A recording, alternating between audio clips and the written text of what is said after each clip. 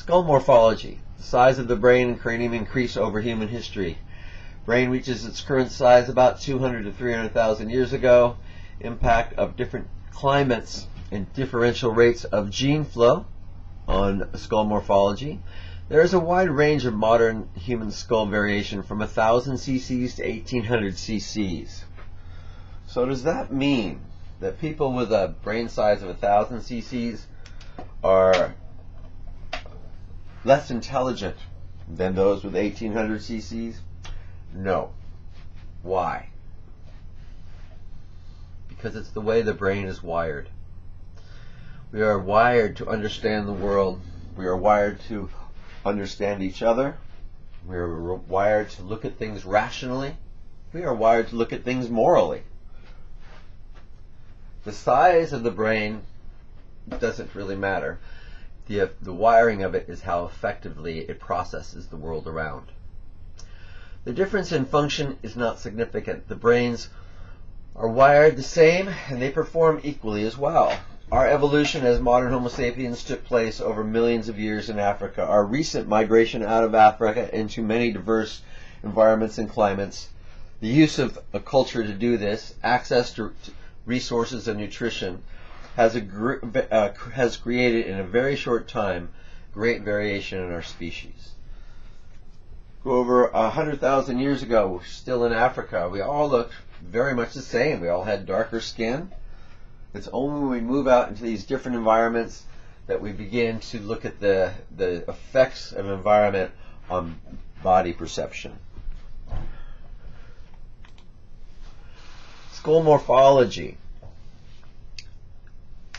Common skull measurements. The height and width and breadth of the nasal opening, and these are calipers that are used to measure these. Sliding calipers at the top here. The shape of the dental arcade in the maxilla over the shape of the skull, the overall shape of the skull. Sex differences. Species, regional, population, and comparison. Variation of the sexes appear at the species level. Patterns of variation of differentiation between the sexes may also be found between populations. Patterns of height and weight variation. These differences can enhance and be enhanced by differential cultural patterning. Gender roles are common in every culture. However, the value of those roles differ from culture to culture. So in every culture, things that need to be done throughout the day or the week are divided up between the different sexes, the different age groups. And it's when we get larger populations that, in fact, the value systems back then were equal. What males did, what females did, what the young, what the old did, they were all equal because they all needed to be done. Nowadays, we put different values on those things that are masculine, those things that are feminine, etc. Those values are cultural. They give us a perception of what it's worth. So, if a migrant works in the field, how much value does that migrant have compared to the person that owns that field? But the fact is, they're both equal human beings.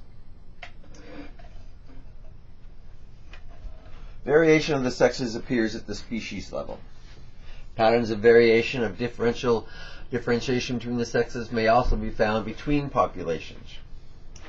Disenfranchising members of one sex compared to another, thinking again of sexual selection in patriarchal society.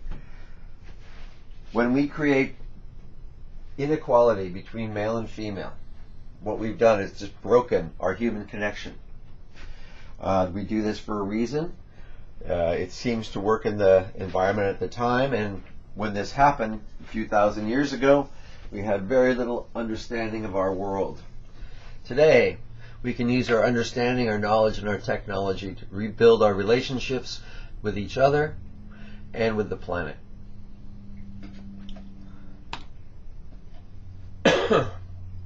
Body size between male and female is about 15% on average, males being larger. Skeleton, soft tissue, formed from similar embryonic tissue, differences more of degree than in kind. The tissues that make male and female are the same. The genetic changes turn them into different tissue. Females give birth and lactate, necessitating specific internal differences. Females enter menopause between 45 and 60 and cease in reproductivity, but males continue. Hormones. Males and females are the same. Estrogen, testosterone, progesterone, these are all hormones that both males and females have.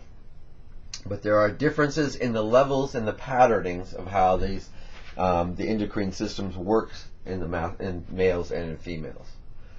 Females have higher estrogen, give birth, feed offspring from their body. Males have higher muscle density and have higher testosterone levels. Location of fat deposits are relatively the same, but the proportions between the belly, the back of the legs, these are different between male and female. Sex difference. This is the shape of this pelvis. You know that this is a female and this is a male because of the space between the pubis. Females have a wider pelvis due to childbirthing.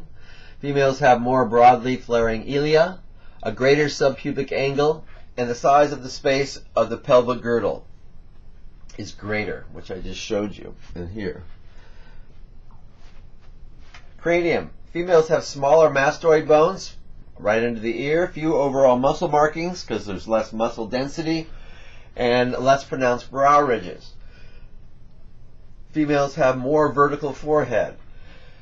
Females have more of an angle to their jaw.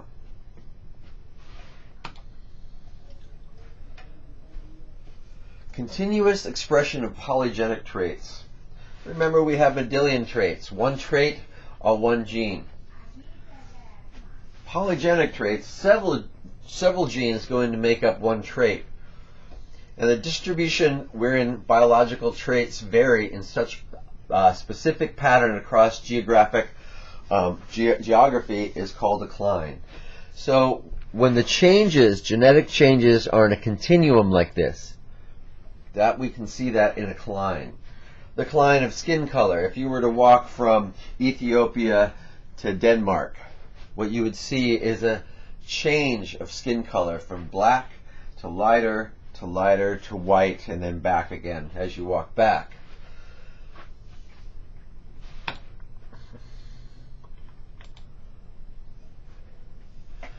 Again, height and weight. Besides epigenetic paths, height and weight are determined certainly by genetics. What is your parameter? How high, how tall could you get? How thin or wide could you get? The environment, the access to nutrition, the stress levels, the kind of exercise. These play into all the development of height and weight as well.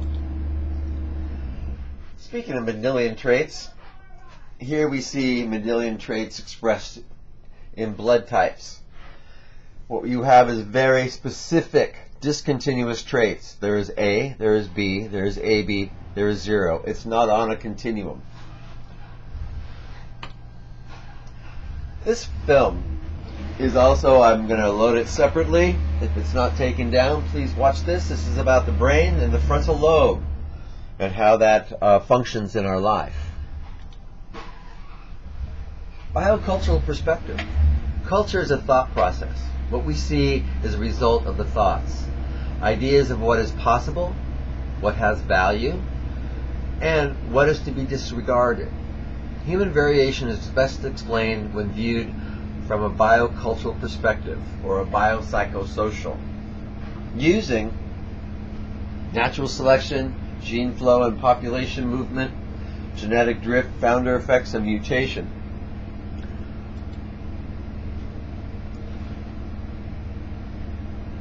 Nutrients needed for growth, development, and body maintenance include proteins, carbohydrates, fats, vitamins, and minerals. Nutritional requirements for growth. The amount we need of these nutrients co-evolved with foods available to humans throughout evolutionary history.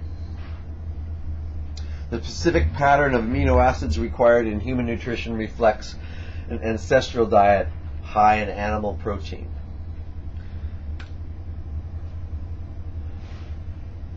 One increasingly cannot go into the environment and pick, catch, or kill their dinner. One must be able to afford it. That's why an economy, a monetary system economy that does not supply jobs for everyone or wages that people can live on, is self-destructive. Hunters and gatherers, horticulturists, all lived in their grocery market. They lived in the store. The environment was where they got their shelter, their tools, their clothes, their food. So they walked out and got it. They didn't need to be able to afford it. They just needed to know how to be able to obtain it. In these societies, everyone eats, and the environment is important and must be respected because the environment provides the food. Balance and egalitarian relationships of equality were treasured for most of our time on the planet. In modern society, the extremely unequal distribution of wealth creates thinking that degrades or uplifts humans according to their wealth. This justifies why they are poor, why they are less deserving. They are this race. They are one of those immoral, lazy races. The fact that there's not jobs for them to have, or that they get a job and it doesn't allow them to make a living, doesn't seem to play into it. We ignore that. It's unexamined. Why they have less access to resources needed for survival in our environment. Why do they? While others deserve power over resources and decide who has access. These are cultural memes, cultural beliefs. These are artificially introduced values and beliefs into a system. All cultural systems will do that. The thing is, we have control over what those ideas, beliefs, and values are. So we can control the direction of the human population. Human immune system. Disease is a major influence on human diversity. Humans encounter more pathogens. Human leukocyte antigen systems, which is the white blood cells. Several diseases have specific origins in the allele frequencies. Impact of infectious disease. In the late 1960s, the Surgeon General declared the war against infectious disease was won. No more will we die from infectious diseases. However, between 1980 and 1992, deaths from infectious disease increased by 58%. What happened? We had it won.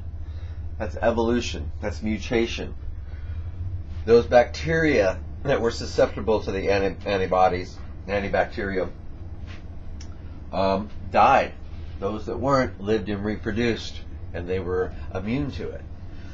Increases in the prevalence of infectious disease may be due to overuse of antibiotics and natural selection. That as we use these antibiotics, we kill off those that are susceptible to it, but those left become stronger. Because while cells clone, they still go through mutation. Lactose intolerance, the inability to digest fresh milk caused by the discontinued production of lactase, the enzyme that breaks down lactose or milk sugar. All humans can drink milk as infants. At one point, the production of lactase stops in many populations. The group that has the highest rate of lactose tolerance are pastoralists. Next would be horticulturalists that have animals that produce milk. If we continue to drink milk, we continue to produce lactose. In our evolutionary history, they have continued to have access to milk, whereas other populations stopped drinking milk after weaning.